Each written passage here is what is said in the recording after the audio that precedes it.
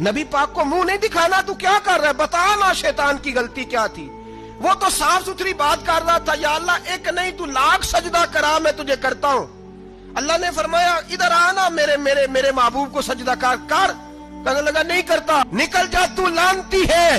جو حضرت آدم کو وسیلہ نہ مانے وہ لانتی ہے، اور جو روضہ رسول پہ کھڑا ہو کے کہے میں نبی کو وسیلہ نہیں مانتا، جو دروازے رسول پہ پہنچ کے کہے میں نبی پاک کو وسیلہ نہیں مانتا، جو مصطفیٰ کے وسیلہ ہونے کا انکار کرے، تو کہتا ہے کہ دنیا میں وسیلہ نہیں مانتا۔